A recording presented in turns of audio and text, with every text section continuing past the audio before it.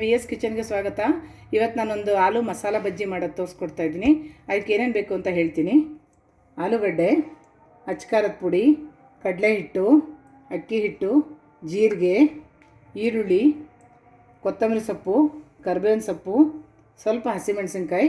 ಇವಿಷ್ಟು ಬೇಕಾಗಿರುವ ಸಾಮಗ್ರಿಗಳು. ಮಾಡೋದು ಹೇಗೆ ಅಂತ ನೋಡ್ಕೊಳ್ಳೋಣ. ಮೊದಲಿಗೆ ಸ್ವಲ್ಪ ಈರುಳ್ಳಿ, ಒಂದು 2 ಈರುಳ್ಳಿ ಸಣ್ಣ ಸಣ್ಣದು ಹೆಚ್ಚಿಟ್ಕೊಂಡಿದ್ದೀನಿ, ಸಣ್ಣ, ಅದನ್ನು ಹಾಕ್ಕೊಳ್ತಾ ಇದ್ದೀನಿ. ಹಸಿಮೆಣಸಿನ್ಕಾಯಿ ಒಂದು 2ರಿಂದ 3 ಸಣ್ಣ ಹೆಚ್ಚಿದ್ದೀನಿ, ಅದನ್ನು ಹಾಕ್ಕೊಳ್ತಾ ಇದ್ದೀನಿ. ಕರಿಬೇವಿನ ಸೊಪ್ಪು ಒಂದು 2-3 ಗರಿ ಸಣ್ಣ ಹೆಚ್ಚಿದ್ದೀನಿ, ಅದನ್ನ ಹಾಕ್ಕೊಳ್ತಾ ಇದ್ದೀನಿ. ಕೊತ್ತಂಬರಿ ಸೊಪ್ಪು ಒಂದು ಅರ್ಧ ಕಟ್ಟಷ್ಟು ಹೆಚ್ಕೊಂಡಿದ್ದೀನಿ, ಅದನ್ನು ಹಾಕ್ತಾಯಿದ್ದೀನಿ. ಇವೆಲ್ಲ ಮಸಾಲೆಗೆ ಹಾಕ್ಕೊತಾ ಇರೋದು.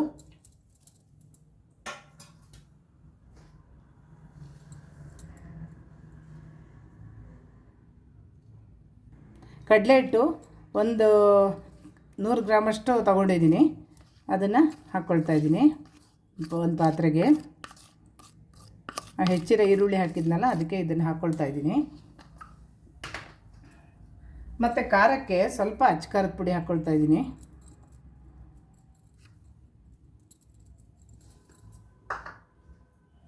ಅಕ್ಕಿ ಹಿಟ್ಟು ಒಂದು 2 ಸ್ಪೂನ್ ಹಾಕ್ಕೋಬೇಕು, ಜಾಸ್ತಿ ಬೇಡ. ಮತ್ತು ಜೀರಿಗೆ 1 ಸ್ಪೂನಷ್ಟು ಹಾಕ್ಕೊಳ್ತಾ ಇದ್ದೀನಿ.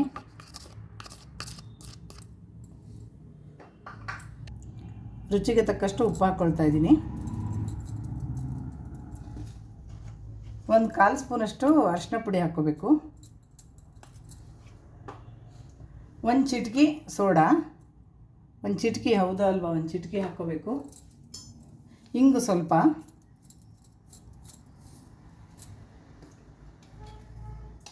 ಈಗ ಕಾಯಿಸಿರೋ ಎಣ್ಣೆನ ನಾನೀಗ ಆಲ್ರೆಡಿ ಎಣ್ಣೆ ಕಾಯಕ್ಕಿಟ್ಟಿದ್ದೆ, ಅದರಲ್ಲಿ 2 ಸ್ಪೂನಷ್ಟು ಎಣ್ಣೆ ಇದಕ್ಕೆ ಹಾಕ್ಕೊಳ್ತಾ ಇದ್ದೀನಿ. ನೊರೆ ಬರೋ ರೀತಿ ಕುದಿಸಿದ ಎಣ್ಣೆ ಹಾಕ್ಕೋಬೇಕು. ಈಗ 2 ಸ್ಪೂನ್ ಹಾಕ್ಕೊಳ್ತಾ ಇದ್ದೀನಿ. ಈ ಥರ ನೊರೆ ಬರಬೇಕು, ಆ ರೀತಿ ಕುದಿಸಿ ಹಾಕ್ಕೋಬೇಕು. ಆಲೂಗಡ್ಡೆ ತೊಳೆದು ಸಿಪ್ಪೆ ತೆಗೆದು ಈ ರೀತಿ ಗಾಲಿ ಹೆಚ್ಚಿಟ್ಕೊಂಡಿದ್ದೀನಿ ಬಜ್ಜಿಗೆ. ಈ ರೀತಿ ಹೆಚ್ಕೋಬೇಕು. ಎಣ್ಣೆ ಹಾಕಿದ್ದು ಈಗ ಫಸ್ಟ್ ಈ ರೀತಿ ಡ್ರೈ ಕಲಿಸ್ಕೋಬೇಕು.